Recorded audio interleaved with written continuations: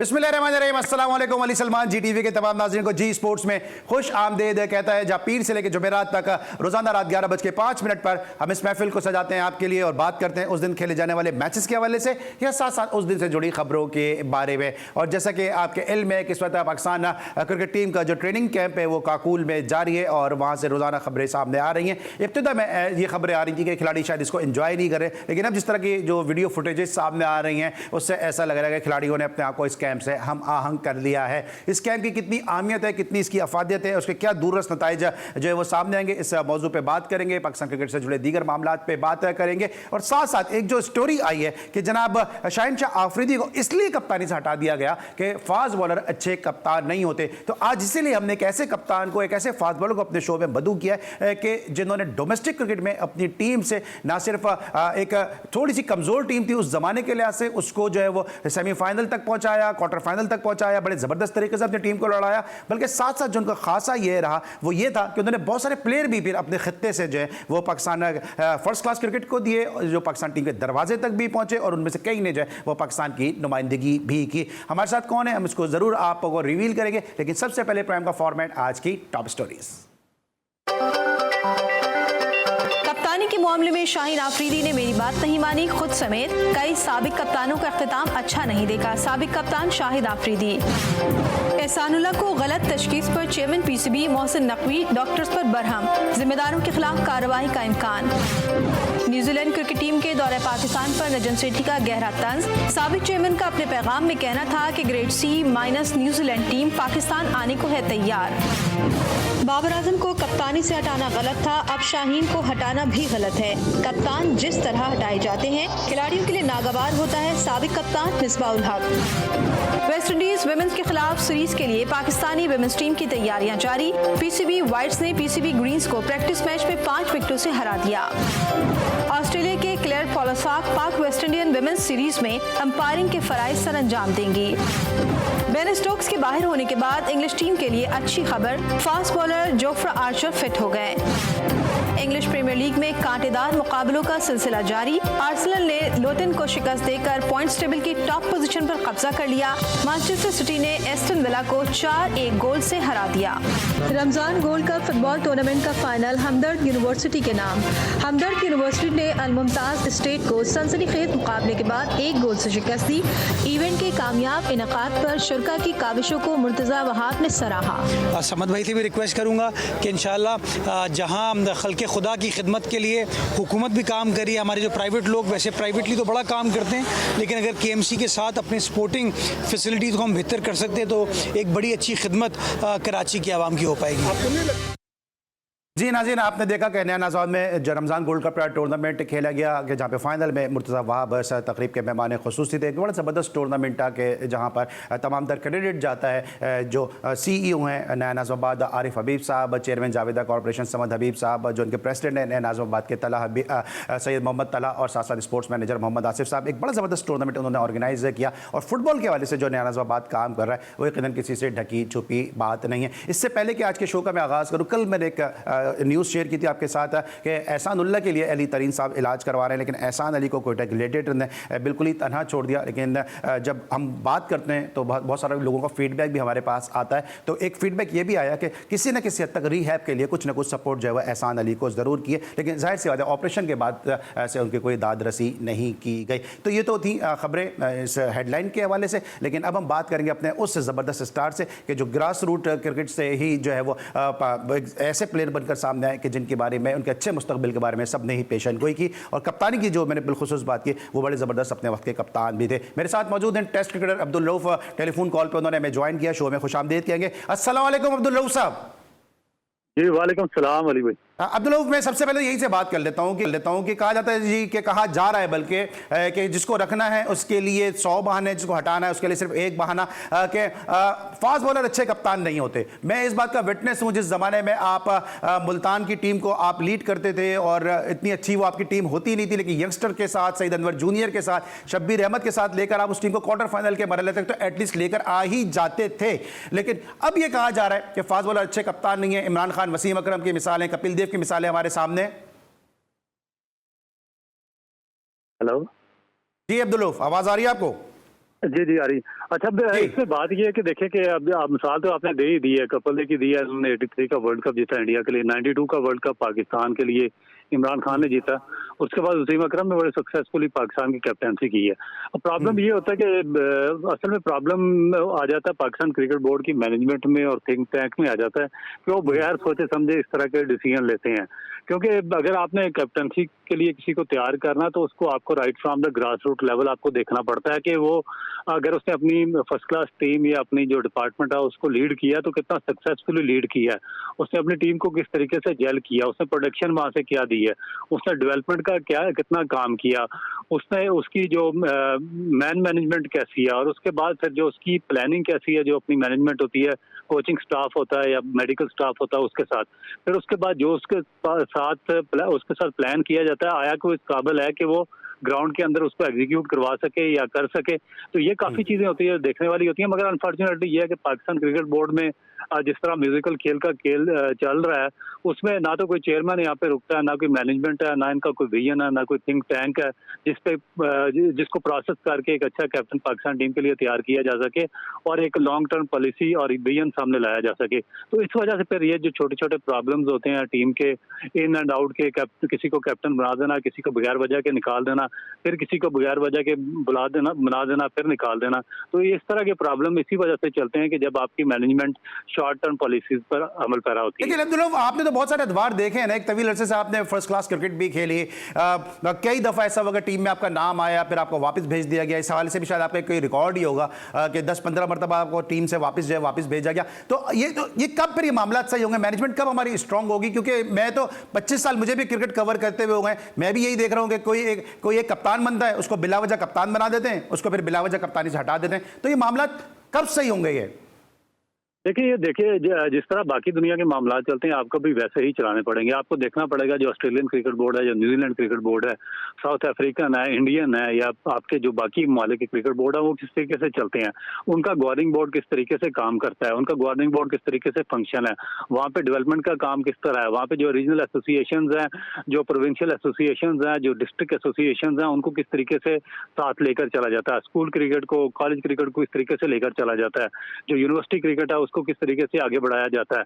उसके बाद फिर एक जब स्ट्रॉन्ग आपका गवर्निंग बोर्ड बना होगा और वो फिर आगे जाकर चेयरमैन को तश्कील दे और वो चेयरमैन को मुंतखब करे, तो फिर इसके बाद ये होता है कि जब भी आप कोई बड़ी चेंज करते हैं, जब कोई मैनेजमेंटल चेंज करते हैं, टीम के अंदर कोई कैप्टनसी की चेंज करते हैं, किसी की सिलेक्शन करते हैं, तो वो सारा प्रोसेस जो आपका स्ट्रॉन्ग गवर्निंग बोर्ड है उसके सामने पेश किया जाता है। वो स्क्रूटनाइज होता है, एक एक लड़के पर बहस होती है, एक एक प्लेयर पर बहस होती है, एक एक डायरेक्टर जो आप अपॉइंट करते हैं उस पर बहस होती है, एक जो मैनेजमेंट का आदमी होता है उस पर बहस होती है कि इसके क्या फॉल आउट्स हैं, इसके इन्स एंड आउट्स क्या हैं, ये हमारा जो फ्यूचर है उस पर किस हद तक ये असरअंदाज होंगे, आया कि इसको अपॉइंट करने से हमारा जो सिस्टम है वो आगे बढ़ेगा या रुक जाएगा। तो ये सारी चीजें जब तक आपका बहुत ही स्ट्रॉन्ग क्रिकेट बोर्ड ना हो या गवर्निंग बोर्ड ना हो, बड़ा मुश्किल है चीजों को आगे लेकर चलना इस तरह। ठीक है। अच्छा, अब ये इंडिया की आपने मिसाल दी है, अब इंडिया में तो देखें ना कि वो बारियां लगती हैं कि नॉर्थ जोन का सिलेक्टर होगा, वेस्ट जोन का, ईस्ट जोन का सिलेक्टर होगा, लेकिन यहां पे अगर हम बात ये करते हैं, आवाज उठाते हैं, ये जी स्पोर्ट शायद ये वाहिद ही शो होगा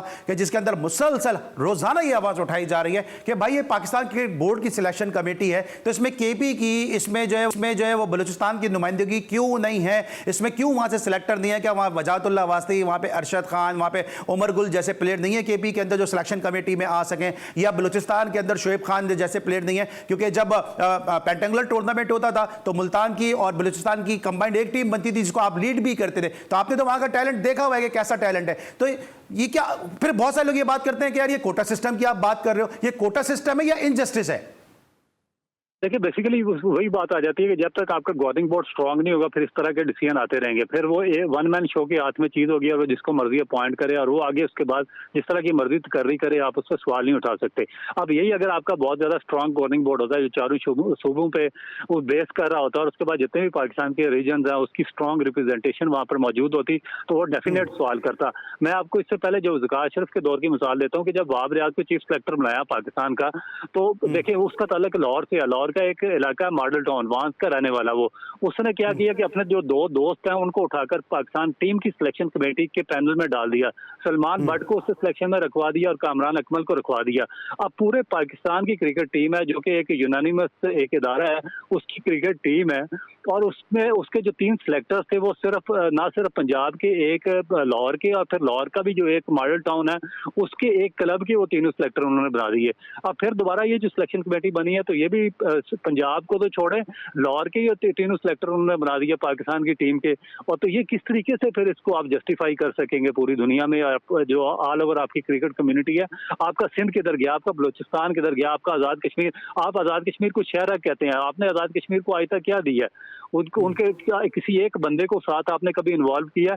बलोचिस्तान के लोग डिप्राइव हैं, आप उनको किस हद तक साथ लेकर चले हैं? तो क्या आपने उनको सारी जिंदगी आपने इसी तरीके से साथ लेकर चलना कि आपने जो भी आपका बंदा है ना, आपने एक एक डिस्ट्रिक्ट के और एक एक जोन के आपने पकड़ के सिलेक्शन कमेटी बना देनी है, मैनेजमेंट बना देनी है और सारा सिस्टम वही चलाते रहेंगे?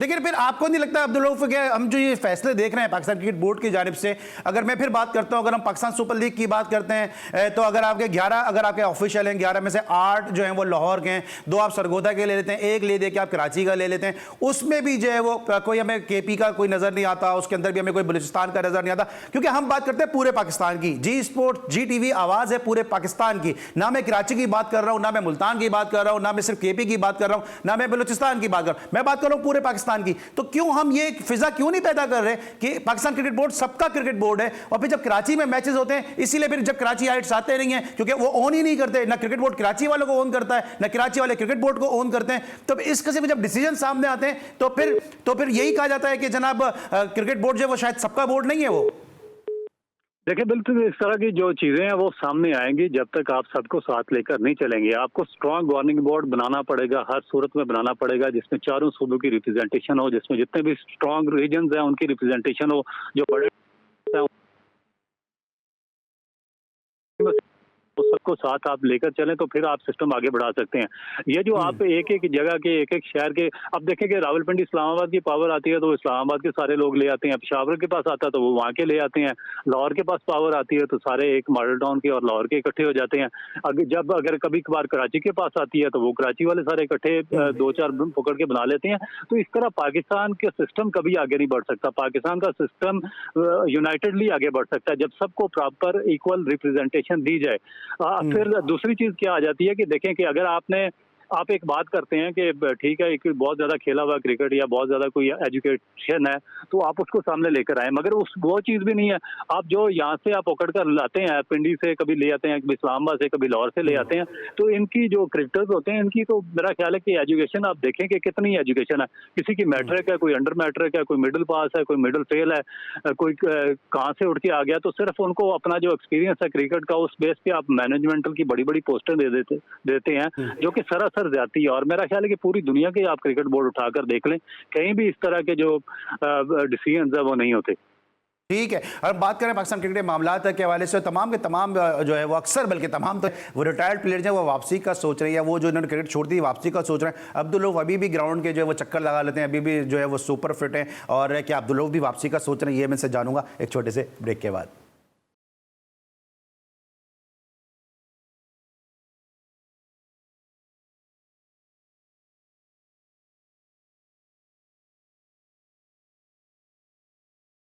Welcome back after the break. और इस वक्त हमारे साथ टेलीफोन लाइन पर मौजूद है अब्दुल रऊफ, पाकिस्तान के फॉर्मर टेस्ट क्रिकेटर, जिनका यूट्यूब चैनल भी जो है वो बड़ी कामयाबी के साथ जो इस वक्त जारी है। और वो तमाम नाज़रीन जो हमें देख रहे हैं उनसे भी मैं कहूँगा कि अब्दुल रऊफ की बोल्ड, खरी, साफ सुथरी बातें जो क्रिकेट के हवाले से वो करते हैं उसको लाइक कीजिए, सब्सक्राइब कीजिए और ज़रूर शेयर कीजिए, क्योंकि इस किस्म के लोगों का जो है वो यूट्यूब पर आना और अपने ख्यालात का इज़हार करना बहुत ज़रूरी है ताकि क्रिकेट में सुधार और बेहतरी आ सके। हम ब्रेक पर जा रहे थे, ब्रेक पर जाने से पहले बात कर रहे थे कि बहुत सारे जो पुराने क्रिकेटर हैं वो वापसी का भी सोच रहे हैं। इमाद वसीम जो है वो वापस आ रहे हैं, ठीक है, उन्होंने परफॉर्मेंस दी। मोहम्मद आमिर ने भी लगे में लगा जो है हाथ धो लिए, इस रिटायरमेंट को वापस उन्होंने ले लिया। इमरान नज़ीर की भी वापसी का है। अभी आपने तनवीर का भी एक स्टेटमेंट देखा होगा, मैं फिट हूं, मैं वापस आ रहा हूं। तो आप भी कुछ सोच रहे हैं वापसी का? नहीं नहीं, ये कौन सा कोई यहाँ पे मेला लगा हुआ है या उसके साथ पाकिस्तान के साथ कोई मजाक हो रहा है कि हर बंदा ही वापसी की सोच रहा है। मेरा ख्याल है कि पाकिस्तान क्रिकेट बोर्ड को भी ये सोचना चाहिए और इनको आगे चलना चाहिए, बजाय कि ये शॉर्ट टर्म पॉलिसीज बनाने के और दोबारा और पुराने प्लेयर्स को ओबलाइज करने के। आपको ये यंगस्टर्स हैं उनको देखना चाहिए, क्योंकि एक स्ट्रॉन्ग सिस्टम है। देखें आप 60-70 साल से आपका फंक्शन है ये इदारा, 2 वर्ल्ड कप आप जीत चुके हैं, चैंपियन ट्रॉफी जीत चुके हैं, बेशुमार इवेंट्स पाकिस्तान क्रिकेट टीम जीत चुकी है और बेशुमार सुपरस्टार्स और लेजेंड्स यहाँ से निकल चुके हैं। और उसके बाद सबसे बड़ी चीज ये है कि ऑल ओवर द पाकिस्तान अगर आप देखें तो सिर्फ एक गेम है जिसका फ्यूचर है इस पाकिस्तान में, और पाकिस्तान की हर गली में, हर मोहल्ले में, हर सूबे में और हर जगह पर यही गेम क्रिकेट खेली जाती है। तो उसके बावजूद फिर पुराने प्लेयर्स पर जाना, तो इसका मतलब है कि आप या तो काम करना नहीं चाह रहे या फिर आपका जो सिस्टम है बिल्कुल ही वो नीचे की तरफ जा रहा है। ठीक है। अच्छा अब्दुल रऊफ, बात थोड़ी सी कड़वी है, सकता है आपको बुरी भी लगे, लेकिन मैं तो आवाम का सवाल करने के लिए यहाँ बैठा हूँ, आवाम का ही सवाल करूंगा। अभी आप इतनी सारी बातें कर रहे हैं और दिल से बातें कर रहे हैं, इससे मैं एग्री करता हूँ। कल को क्रिकेट बोर्ड में ऑफर होती है तो अब्दुल रऊफ भी कहीं अब्दुल रज़ाक की तरह जाके नहीं बोलेंगे बाबर आजम जो है वो कप्तान होना चाहिए, जिस तरह मोहम्मद यूसुफ ने भी जाके कह दिया, और भी लोग हैं जो टीवी पे बैठ के कहते रहते, पहले 1 महीने पहले तक कह रहे थे बाबर आजम कप्तानी के लिए मौजू नहीं है, शाहीन शाह अफरीदी मौजू है। अब एकदम ही बोर्ड के अंदर जैसे ही पाँव रखता ही जो है वो जबान भी बदल गई। अच्छा, मैं आपको एक इसमें आपको भी एक मैं अच्छी चीज बताता हूँ, वो ये है कि मेरा और इनका डिफरेंस बहुत बड़ा डिफरेंस है। आप देखें कि जब मैंने स्पोर्ट्स या ये क्रिकेट छोड़ी, जब प्रोफेशनल क्रिकेट छोड़ी, तो उसके बाद मैं वापस चला गया यूनिवर्सिटी की तरफ। फिर मैंने वहाँ से एक डिग्री की स्पोर्ट्स साइंसेज में, उसमें मैंने वहाँ से एमएससी किया और माशाल्लाह कि मेरा जो ग्रेड था वो बिल्कुल यानी कि A+ ग्रेड में मैंने एमएससी स्पोर्ट्स साइंसेज में की। उसके बाद फिर मैंने किया इसमें एमफिल किया। और बात ये कि देखें कि मैं किसी से मांगता नहीं हूँ, ना मैं किसी से मांग के आऊँगा। मैं अपनी जो मेरा लेवल ऑफ एजुकेशन है, जो मेरा एक्सपीरियंस है, अब मेरे जैसे बंदे ने जिसने 25 इयर्स एक क्रिकेटिंग फील्ड में प्रैक्टिकल गुजारे हूँ, जिसने कोई 150 से प्लस मैचेस खेले हूँ, 700 से ज्यादा उसकी फर्स्ट क्लास फिफ्टी हूँ इस दौर में, तीनों फॉर्मेट में मैंने पाकिस्तान को रिप्रेजेंट किया हो, अगर वो उसने एमएससी की हुई है स्पोर्ट्स साइंसेज में या एमफिल है, तो वो इक्वल टू PhD गिनी जाती है एक्सपीरियंस के साथ।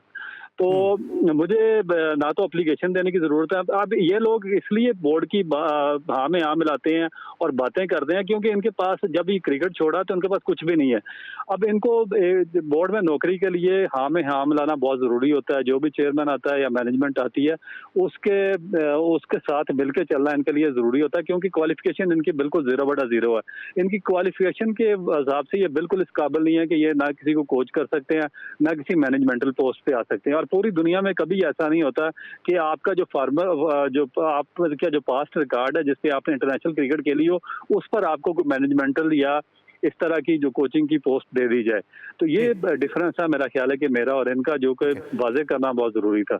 ठीक है। अच्छा, तो डिफरेंस की बात की तो ये वहाब रियाज के बारे में कहा जा रहा है, सब क्रिकेट बोर्ड वहाब रियाज चला रहे हैं। अभी आपने प्राइम के पहले हाफ में कहा था कि जो मॉडल टाउन के ही सारे उन्होंने प्लेयर ले लिए, कामरान अकमल, सलमान बट, लेकिन जब प्रेशर आया तो वो सलमान बट को भी सपोर्ट नहीं कर सके। अभी प्रेशर आया, कामरान अकमल ग्राउंड पे जा रहे थे, मैंने खुद कामरान अकमल को देखा कि फर्स्ट क्लास मैचेस में कामरान अकमल हर ग्राउंड पे जा रहे थे। पाकिस्तान सुपर लीग में आके वो अपना शो छोड़ के जो है वो शो से पहले जो है वो ग्राउंड में बैठ के मैच देख रहे होते थे, उसके बाद फिर शो पे जाते थे। लेकिन जब वक्त आया तो कामरान अकमल को भी सपोर्ट नहीं किया। तो जब जिनको ला रहे हैं उनको सपोर्ट क्यों नहीं कर पा रहे वहाब रियाज? क्या वो भी सिस्टम के आगे फेल हैं? देखिए वो उनकी अपनी जो अपॉइंटमेंट है वो ही उस पर ही क्वेश्चन मार्क है। वो उनको किस बेस पे यहाँ पे अपॉइंट किया गया? वो कोई इतना बड़ा पाकिस्तान का ना कोई इतनी हाई फाई एजुकेशन है उनकी और ना कोई इतना बड़ा उनका कोई कारनामा है, और जिस तरह कि उनको इतनी बड़ी पोस्ट पे उनको रखवा दिया जाए और फिर आगे वो बंदे अपॉइंट करते फिर, तो मेरा ख्याल है कि एक डिजास्टर है पाकिस्तान क्रिकेट का। इससे पहले एहसान मानी भी इसी तरह का तजर्बा कर चुके हैं। मिसबाह को 3 उन्होंने सारा कुछ दे दिया था, उनको डोमेस्टिक का भी इंचार्ज बना दिया था, हेड कोच भी बना दिया था, उसके बाद उनको मैनेजर भी बना दिया था, और डोमेस्टिक के सारे अफेयर्स भी उनके हैंड ओवर कर दिए गए थे और बहुत बुरी तरह वो फ्लॉप हुए थे। फिर हफीज के ज़का अशरफ ने किया, इनको हफीज को लाए, उनके सारा कुछ हैंड ओवर किया, वो बुरी तरह फ्लॉप हो गया। बाबर आजम को लाए, उनको बेसिकली लाया गया था बाबर आजम को कैप्टनसी से निकालने के लिए, तो उनसे इनको निकलवाया, काम लिया और उसके बाद फिर उनके जरिए दोबारा मैसेज बुलवा के बाबर आजम को कैप्टन बना दिया। तो एक अजीबो गरीब किस्म का कोई ड्रामा है जिसकी ना तो कोई सर है ना पाँव है और ना कोई मेरिट है यहाँ पे, और बेतुकी चीजें चल रही हैं इस क्रिकेट बोर्ड में। अच्छा, आपको नहीं लगता कि जो सिलेक्शन कमेटी तो बनाई है इसमें कोई ना कोई तो चेयरमैन सिलेक्शन कमेटी होना चाहिए था ना? अब 6 बंदे मिलकर अपनी मुख्तलिफ अपनी राय देंगे तो कौन उस राय को जो है वो अगेंस्ट जाएगा, कौन इस राय को जो है वो सपोर्ट करेगा? क्योंकि हेड तो होना जरूरी है ना किसी भी शोबे में। देखिए मेरा ख्याल है कि सिलेक्शन कमेटी का ही कोई विजन नहीं है, क्योंकि जिस तरीके से आप देखें कि आमिर और जो इमाद वसीम है, इनका विजन आप देखें कि उनको किस बेस पर आप वापस लाए हैं। आपका देखिए आपके इदारे जो हैं उनको मजबूत कौन करेगा? मुझे सबसे पहले तो इस सवाल का जवाब चाहिए ना। जब आप खुद अपने इदारों की बर्बादी का सबब बनेंगे तो वो फिर मजबूत कोई बाहर से आके कोई दूसरी सुपर पावर अमेरिका या इंग्लैंड तो नहीं कर सकेगा उसको। आपका फर्स्ट क्लास जो सबसे प्रीमियर आपका टूर्नामेंट होता है वो पाकिस्तान में चल रहा होता है, आपके ये प्लेयर सीनियर प्लेयर टीवी पर बैठकर उस फर्स्ट क्लास क्रिकेट का मजाक उड़ा रहे होते हैं, उसको डिग्रेड कर रहे होते हैं, वो एक मैच नहीं खेलते, वो तमस्कर उड़ा रहे होते हैं आपकी जो नेशनल टीम के प्लेयर्स होते हैं, अपने जो दोस्त होते हैं उनका वहां पर बैठकर, और फिर उन्हीं प्लेयर्स को दोबारा पाकिस्तान टीम में सिलेक्ट कर दिया जाता है कि हमारी मजबूरी है जी, आगे वर्ल्ड कप आ रहा है, चैंपियन ट्रॉफी आ रही है, एशिया कप आ रहा है, हम इनके बगैर आगे नहीं जा सकते।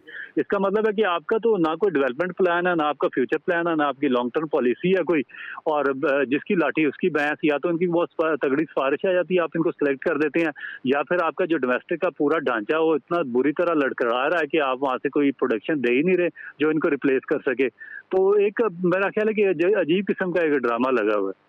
लेकिन आपको फिर क्या लगता है जो अब ये डायरेक्टर डोमेस्टिक, जीएम डोमेस्टिक, ये इस किस्म की जो पोस्टों पे एक तवील अरसे से लोग बैठे हुए हैं, उनसे नहीं सवाल करना चाहिए कि भाई तुम्हारा क्या काम है, तुम किस तरह डोमेस्टिक चला रहे हो? अगर हम मेहरान मुमताज़ को छोड़ के, अगर हम आपके मुल्तान के जो उस्मान खान है, लेफ्ट आर्म स्पिनर है, बड़े ज़बरदस्त हैं, उसको छोड़ के, या और भी जो हमारा जो हसन था, जो कराची का मोहम्मद हसन था, वो अमेरिका चला गया, ऐसा टैलेंट छोड़ के अगर हम दोबारा जो है वो वापस जा रहे हैं इमाद वसीम की जानिब, अगर हम दोबारा जो है वो आकिब जावेद जैसे बॉलर को छोड़ के और लेफ्ट आर्म फास्ट बॉलर है उनको छोड़ के आमिर की तरफ जा रहे हैं, तो फिर डोमेस्टिक क्रिकेट हम क्यों करा रहे थे, क्यों कराई है, और क्यों अच्छी नहीं करा सके?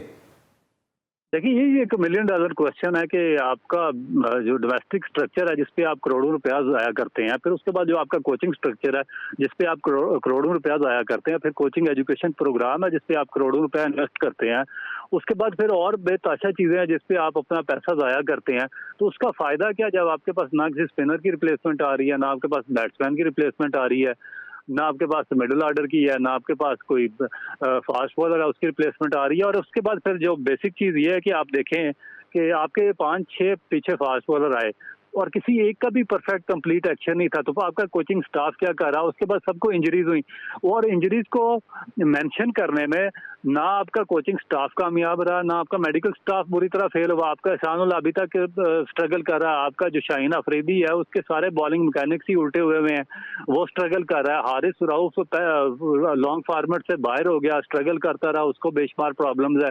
उसके बाद जो हसनैन है, आपने उसका क्या रिहेबिलिटेशन किया, आपने उससे कितने कोचेज रखे हुए थे, वो आपको क्या उनसे मिला कि वो अभी तक एक जो पीएसएल आपकी डोमेस्टिक लीग है उसके 2 मैचेस में वो परफॉर्म नहीं कर सकता।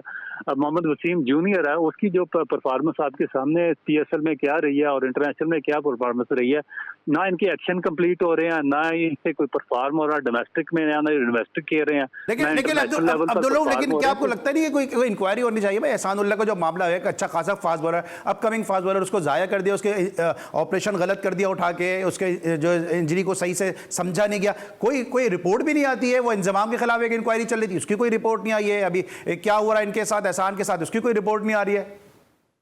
नहीं, ये सब इनकी मिली भगत है, आपस में साथ मिलकर बैठे हुए हैं और एक दूसरे की रिपोर्टें छुपाते हैं, एक दूसरे को कवर अप देते हैं, और जितनी बड़ी मिस्टेक्स ये करते हैं उतना बड़ा इनको कवर मिल जाता है। ना इनको कोई पूछने वाला, ना इनका कोई ऑडिट होने वाला, ना इनको कोई पूछ सकता है कि आपने इतने बॉलर जाया कर दिए, आपने कैसे उनको तबाह किया, और आप कैसे इतने बड़े बड़े पैसे लेके आपने इतने बड़ा कोचिंग स्टाफ हायर किया, और उनको आपने किस बेस पर। ये एहसानुल्लाह का मैं 2 साल से मैं लिख रहा हूँ कि ये इसका जो मैकेनिक्स है, इसका एक माइनर सा बायो मैकेनिक फॉल्ट था जो कि हमारा पूरा कोचिंग स्टाफ उसको सही नहीं कर सका, और इस पे तजर्बा करते गए और उसका बेड़ा गर्क कर दिया।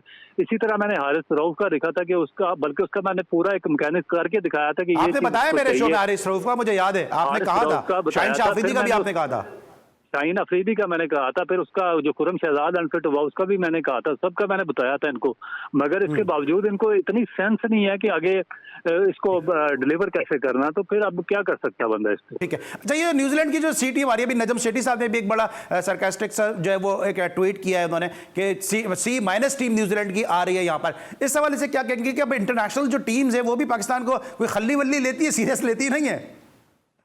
देखिए इसमें सेठी साहब फिर खुद रिस्पॉन्सिबल है इस चीज के, क्योंकि उनकी और ज़कात अशरफ की कितनी बारियां लगी रही हैं। वो तो एक म्यूजिकल चेयर का खेल पाकिस्तान क्रिकेट बोर्ड में कितना अर्सा खेलते रहे हैं और अपने अपने लोगों को साथ लेके अपनी अपनी टीम को नवाजते रहे हैं और उनको वो साथ लेकर चलते रहे। और उन्होंने पाकिस्तान के लिए इंटरनेशनल लॉबिंग क्या की थी।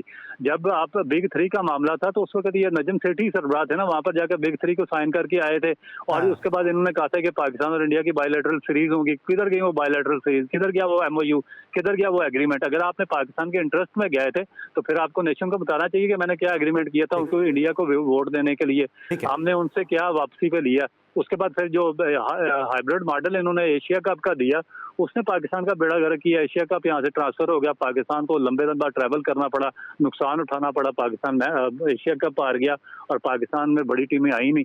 तो ये खुद मेरा ख्याल है कि रिस्पॉन्सिबल है। बजाय जब आप दूसरों पे इल्जाम उठाते हैं या बात करते हैं तो खुद सबसे पहले आपको अपने गिरबान में तो मैं आपकी गुफ्तगू से क्या एसेंस लूं, क्या अखज़ करूं कि क्या जो पाकिस्तान क्रिकेट बोर्ड के जो चेयरमैन हैं वो पाकिस्तान क्रिकेट की तबाही के जिम्मेदार हैं? क्योंकि अभी रमीज राजा साहब जो एक ज़माने में ये कहते थे कि बाबर आजम है तो क्रिकेट है, बाबर आजम के अलावा मैं कुछ सोचता नहीं हूं, आपको मैच जीतना है या बाबर आजम के कवर ड्राइव देखने, बाबर आजम इतना अच्छा लगता है कि मैं इससे शादी कर लूं। मतलब अजीब और गरीब स्टेटमेंट जो है एज ए चेयरमैन जो है सामने है। क्या फॉर्मर चेयरमैन जो है उसकी जिम्मेदार है? क्योंकि अभी एक और स्टेटमेंट दिया रमीज राजा ने, उन्होंने कहा कि जो शाहीन के साथ हुआ मैं भी इसका विक्टिम रहा हूं। नहीं, वो देखे रमीज राजा साहब तो अजीबो गरीब उल्टे सीधे बयान दे रहे हैं कि ये क्या कह रहे हैं कि मैं खुद इसका क्या विक्टिम रहा हूँ। रमीज राजा तो आपको याद है, इनको मेरा ख्याल है कि पता नहीं हमारी नेशन की मेमोरी कमजोर है या क्या है कि रमीज राजा साहब को वो टाइम याद करवाना चाहिए था जब इनकी पाकिस्तान की टीम में जगह नहीं बन रही थी, ना इनसे बॉल पकड़ी जा रही थी। मुझे तो याद है मैं अलाइड बैंक में था तो ये दूसरों को भगा देते थे वहां पे बॉल के पीछे बाउंड्री पे जाने की बजाय, ना इनसे भागा जाता था, ना इनसे स्कोर हो रहा था, ना इनकी टीम में जगह बन रही थी, ना इनकी फिटनेस थी और उसके बाद इनको लाकर पाकिस्तान का कैप्टन बना दिया गया था। तो ये अजीबोगरीब तो सिस्टम शुरू से ही पाकिस्तान की क्रिकेट में होता रहा और अभी ये इनको चाहिए था उस वक्त क्या इनको कैप्टन बनना चाहिए था जब इनका कोई चीज भी नहीं चल रही थी इंटरनेशनल लेवल पर। तो उसके बाद फिर बोर्ड में आकर इन्होंने क्या डिसीजन लिए, इनको इनसे पूछे ना कि इन्होंने कितने विजनरी कितने हाईली एजुकेटेड कोच जब ये खुद चेयरमैन थे इन्होंने पाकिस्तान क्रिकेट बोर्ड को दिए अपॉइंट किए। क्रिटिसाइज करना तो बहुत आसान है, कोई भी बैठ के क्रिटिसाइज कर सकता है। नीचे डोमेस्टिक है, इन्होंने कितना सिस्टम इसको कंटिन्यू किया, कितने डिपार्टमेंट सिस्टम से लाए हैं, बल्कि खुद सारी जिंदगी अलाइड बैंक से पैसे लेते रहे, अलाइड बैंक से तनख्वाह लेते रहे हैं, NSC से खेलते रहे, खुद पावर में आए। बिल्कुल, और उसके बाद फिर जब ये पावर में आए तो इन्होंने डिपार्टमेंट खत्म करके हजारों बच्चों को बेरोजगार कर दिया। तो ठीक है रऊफ, आप मुझे सुन रहे हैं? जी जी।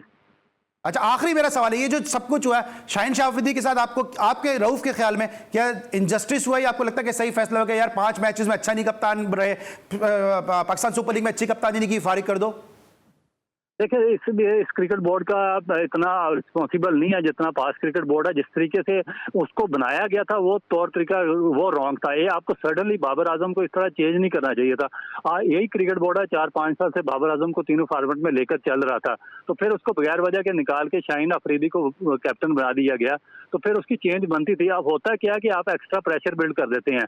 अब शाहीन अफरीदी का मेरा ख्याल है कि मेरा पर्सनल थिंकिंग है और मेरी उनको एडवाइस है कि बजाय कि वो कप्तानी की रेस में पड़ने के वो अपना जो बायो मैकेनिक्स है बॉलिंग के वो बेहतर करें, क्योंकि जिस तरह उनकी जो फ्रंट लेग है वो बाहर जा रही है, वो उनके लिए बहुत बड़ी ट्रबल क्रिएट करेगी और 6 महीने या 1 साल के बाद उनके लिए लॉन्ग फॉर्मेट खेलना बहुत मुश्किल हो जाएगा। तो बजाय कि कप्तानी की रेस में पड़े, उनको चाहिए अपना जो मैकेनिक्स है बॉलिंग के उनको बेहतर करने पे काम करें। ठीक है, thank you so much for the piece of advice you have given for Shaheen Shah Abdul Rauf sahab हमारे साथ मौजूद थे और अपनी मसरूफियात में सोचने हमारे शो के लिए वक्त निकाला, इनके इंतहाई मशकूर हैं। Thank you so much Abdul Rauf साहब for being with us. Cricket को हम यहीं पे वाइंड अप करेंगे, लेकिन आपको पता है कि हमने फुटबॉल की भी हेडलाइन में हमें स्टोरी शामिल की है। अब बात करेंगे थोड़ी सी फुटबॉल के हवाले से, मिलते एक छोटे से ब्रेक के बाद।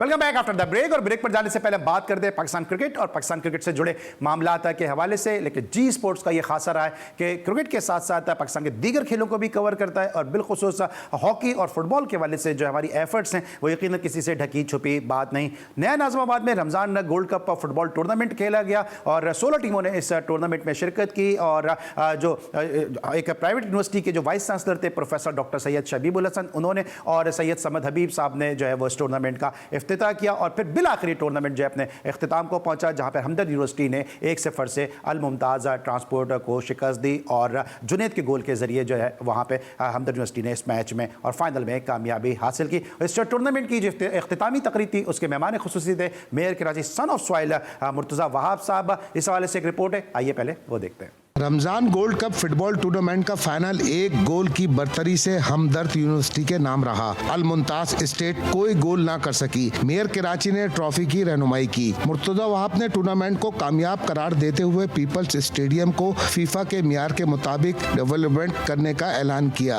मैं तो चाहता हूँ कि कराची के हर टाउन में इस तरह के ग्राउंड स्टैब्लिश हों। इंटरनेशनल स्टैंडर्ड के हिसाब से जो फीफा रिक्वायरमेंट है उसमें जो वाहिद कराची का ग्राउंड क्राइटेरिया को मीट करता है वो गालिबन लियारी का पीपल स्टेडियम है और उसके ऊपर मैं इंशाल्लाह कोशिश कर रहा हूं कि उसको भी रिहैबिलिटेट किया जाए ताकि वहां पर उस ग्राउंड के जरिए इंटरनेशनल फुटबॉल आ सके। जबकि समत हबीब ने कहा कि खेलों की तरक्की में KMC साथ है। ये फुटबॉल टूर्नामेंट बेसिकली हम लोग जो है वो हमदर्द यूनिवर्सिटी के साथ जो है वो मिलकर ये सारा टूर्नामेंट कर रहे हैं और इसमें कोई 12 टीमों ने जो है वो इसके अंदर के बीच में जो है वो टूर्नामेंट हो रहा है और ये तकरीबन कोई पिछले 15 दिन से चल रहा था और आज जो है इसका फाइनल है और इसमें सारी की सारी डिपार्टमेंटल टीम्स हैं जिसमें वाटर बोर्ड के इलेक्ट्रिक और जितनी भी दूसरी डिपार्टमेंट्स हैं उन सब की टीमों ने जो है इसमें शिरकत की है। इसके साथ साथ क्रिकेट का भी ऑलरेडी उधर जो है वो टूर्नामेंट चल रहा है।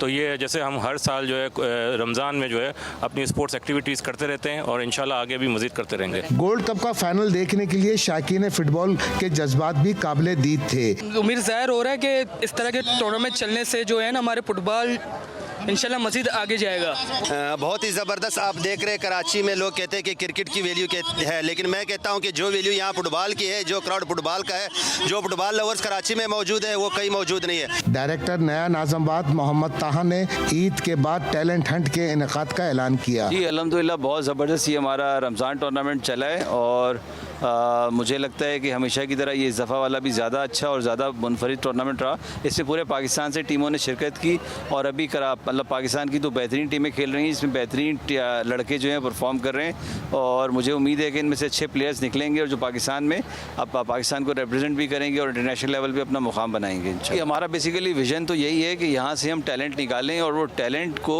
ट्रेन करने के लिए बाहर से जो है वो फ़ॉरेन कोचेस को लेकर आएँ और फ़ॉरेन कोचेस यहाँ आए नया नाज़माबाद में और लड़कों को ट्रेन करें, सिलेक्टेड लड़कों को, और फिर उनको जो है वो आगे टीम का हिस्सा बने या बाहर फॉरेन मज़ीद जो है वो ट्रेनिंग के लिए जाएं। कैमरामैन अदील शरीफ के साथ असगर अजीम, GTV न्यूज़ कराची। जी नाज़रीन, आपने कैमरामैन अदील और असगर अजीम जो हमारे स्पोर्ट्स का करस्पॉन्डेंट हैं इनकी रिपोर्ट देखी इस फुटबॉल टूर्नामेंट के हवाले से और जहाँ जहाँ जो तनदेही के साथ और ऑनेस्टी के साथ काम होगा वहाँ पे जी स्पोर्ट्स और GTV का कैमरा और माइक का सपोर्ट करने के लिए हमेशा मौजूद होंगे, क्योंकि हमारी कोशिश ये है कि पाकिस्तान में खेल और खिलाड़ी दोनों फ्लरिश करें और उस सपोर्ट में जो भी GTV का हिस्सा है वो अपना हिस्सा और अपना इनपुट उसमें डाल सके। हमें उम्मीद है हमारी कोशिश और काविश आपको पसंद आई हुई। आज तक के लिए बस इतना ही। रमज़ानुल मुबारक का हमारा ये जो है वो आखिरी जो शो था, उसके बाद हमारी ईद का भी शोज़ होंगे। हमें उम्मीद है कि हमारी ईद के शोज़ भी जो है वो आपको पसंद आएंगे, लेकिन मंडे और ट्यूसडे को हमारे स्पेशल शोज़ होंगे कि जो ईद से पहले के हमारे शोज़ होंगे। हमें उम्मीद है कि उसमें भी आपका ताउन हमें हासिल रहेगा। अली सलमान को नेक्स्ट वीक तक के लिए इजाज़त दीजिए। अपना बहुत ख्याल रखिए। अल्लाह हाफ़िज़।